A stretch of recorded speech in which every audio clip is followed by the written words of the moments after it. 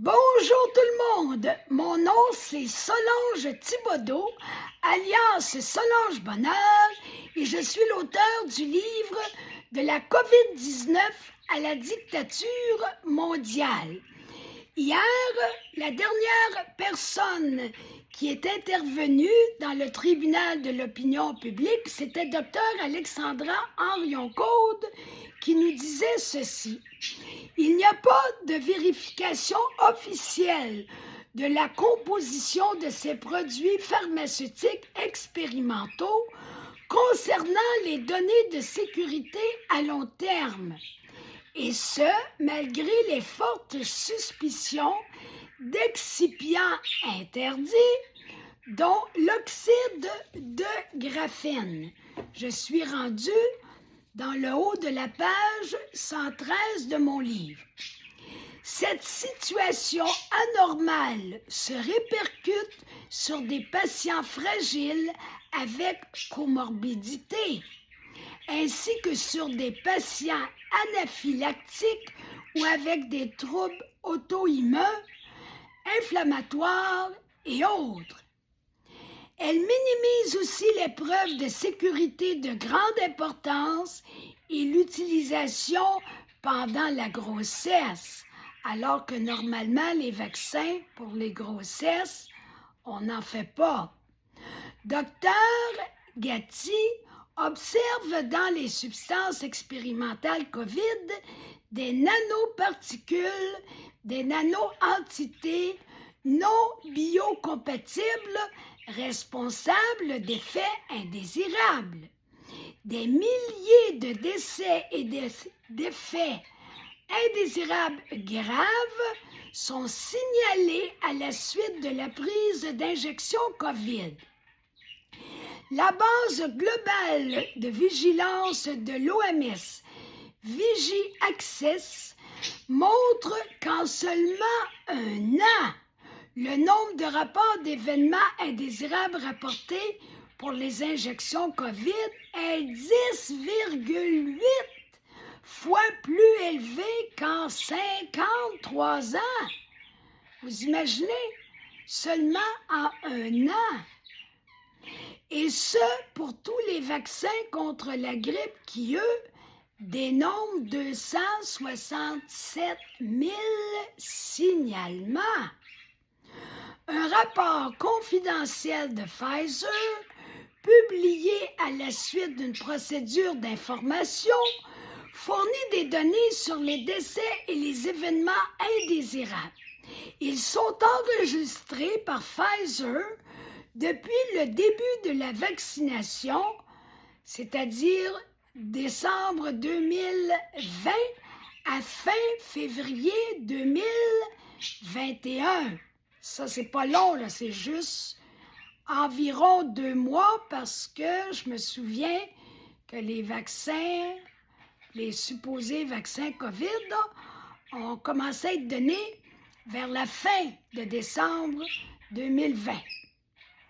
Sur cette courte période, ce rapport apporte des preuves détaillées sur les conséquences de ces injections, mortalité, morbidité. En février 2021, Pfizer accumulait déjà plus de 1200 rapports de décès, des morts probablement dus au vaccin et des dizaines de milliers de rapports d'effets indésirables.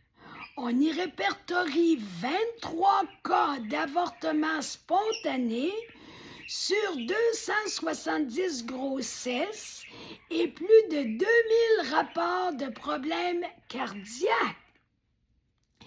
Dans une étude datée du 13 septembre 2021, le Journal européen d'épidémiologie, les auteurs constatent que les populations les plus vaccinées contractent davantage la COVID.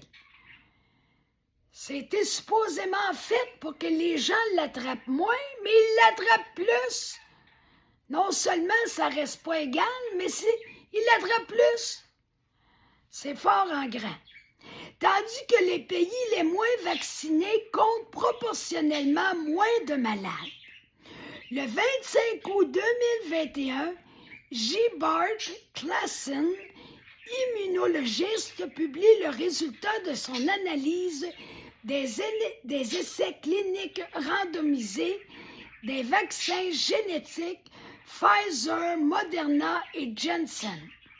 Comme d'autres scientifiques, il conclut que le vaccin ne présente pas de bienfaits pour la santé. Il a pourtant réanalysé les données de ces essais cliniques. Il a pris en considération les morbidités de tout type dans le groupe vaccin par rapport à la catégorie placebo. Tous ces essais montrent une augmentation statistiquement significative de la morbidité, toutes causes confondues, dans le clan des vaccinés comparativement au groupe placebo. Une méta-analyse publiée le 14 juillet 2021 démontre que l'immunité naturelle au SARS-CoV-2 est efficace contre tous les variants.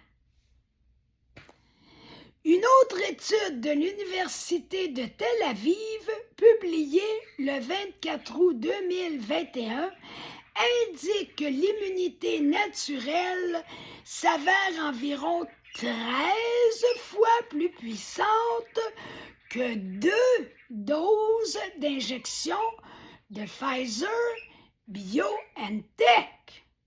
Fait que je me demande pourquoi il faut absolument être injecté contre la COVID quand notre immunité naturelle fait un travail beaucoup plus efficace.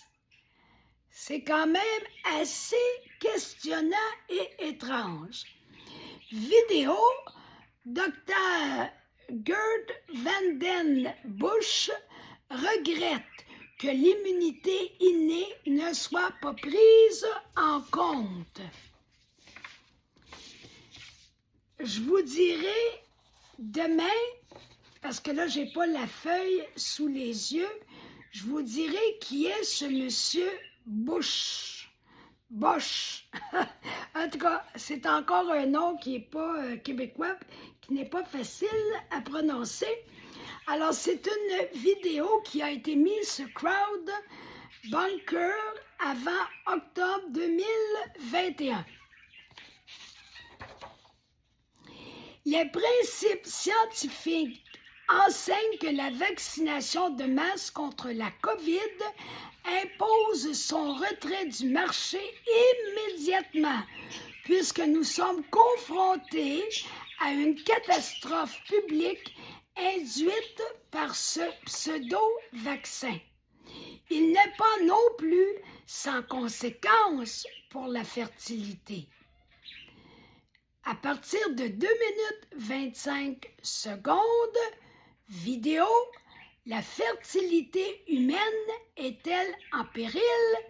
C'est Alexandra Henrion-Caude qui répond à cette question sur Crowd Bunker le 24 juillet 2022. Nous découvrons des raisons très sérieuses de nous inquiéter des conséquences de ces étranges substances sur la fertilité des gens en âge de procréer, ainsi que pour les futures générations. La fiche technique de ces produits pharmaceutiques expérimentaux nous indique qu'il n'existe pas d'études préalables pour déterminer les effets nocifs potentiels sur les femmes enceintes et les fœtus. Inciter les femmes enceintes à participer à un essai clinique de cet ordre représente donc un terrible abus. À cet effet, les gynécologues et autres spécialistes partout à travers le monde constatent un nombre très élevé de fausses couches et de troubles du cycle menstruel des femmes injectées contre le SARS-CoV-2. Vidéo, problèmes gynécologiques suite aux injections anti-COVID-19, Alexandra Henrion-Côte et Mélodie. Mélodie Ferron, fondatrice du collectif Où est mon cycle? Interviewée par Dr. Éric Loridan. C'était placé sur Crowdbunker le 18 juillet 2022.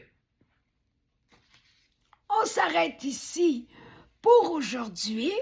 Je vous invite à liker ma vidéo, à la partager, à vous abonner à ma chaîne et puis à m'écrire à solangebonheur60@gmail.com pour savoir comment faire afin de vous procurer mon livre en format papier ou format numérique. Format numérique, je vous envoie ça gratuitement. Donc, n'hésitez pas à m'écrire, ça va me faire plaisir de vous donner toutes les informations nécessaires. Alors, on se retrouve demain soir pour la suite. Bonne fin de journée!